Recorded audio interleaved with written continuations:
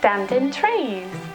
So here we have a very simplistic Nordic inspired standing tree collection, a very simple slot together project. So let's take a look at the project file. So let's open up the standingtrees.crv file. So to start with, you can see the material that I'm working with, more importantly the actual thickness. Now as this is a slot together part, this particular file will only work with material that is 0.475 inches thick. If you're using different material, you will need to alter this file to accommodate your particular material thickness.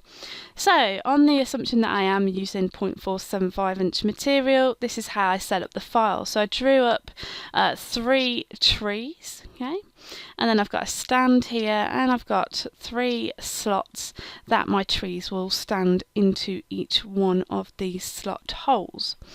Now the slots themselves were originally rectangles, okay, and the width of the rectangle was based on my material thickness, and then the height of the rectangle is based on the actual width of the bottom of the tree. Then I simply used the fillet tool, which is this one over here. Using the radius of the tool that I plan to use, I put in some dog bone fillets into each corner of those slot holes to ensure that my tool can cut out the hole to fit each tree into each slot. Now, as this is a slot together project, best thing that you need to do is do test slots to begin with, to ensure that you're going to get the correct fit before cutting the whole part out. So let's go and take a look at the toolpaths. So to start with, we're just going to do a basic profile toolpath on the tree. So cutting all the way through our material using a 1/4 inch end mill on the outside. We've got some tabs that I've added to the toolpath and some extras that I've added into my toolpaths, things like ramps and leads. For more information on those, you can search the terms ramp and leads within our tutorial browser for more information on that. We'll just close out there and let's just take a look and we'll preview this toolpath. So that's how this part would look. And if we just go ahead and tile the windows there. Once you've got our trees cut out, we can then go on and think about our test pieces. So you can see I've got 3 test slots. So each test slot has a negative allowance on it. So we're simply overcutting each one of these slots, getting bigger every time, just to test how well these trees fit into each one of these slots. So if I just switch on the solid preview there and then just check the profile slot test for this one, and if we just zoom in, you can see everything that is purple is pretty much everything that will be cut away, and you can see we are cutting past the vector. We're overcutting this by negative 0.005 and you can see that allowance offsetting there. Okay, and then exactly the same for the other 2. So over here for this one, we've got a slot test of negative 0.01, so a little bit bigger this time.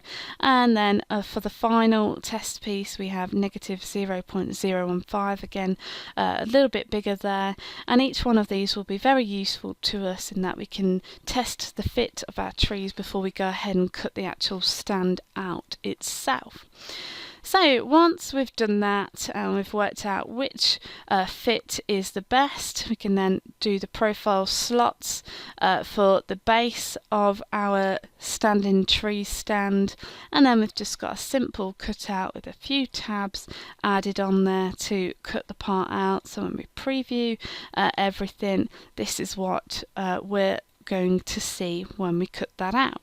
So let's take a look at the machining.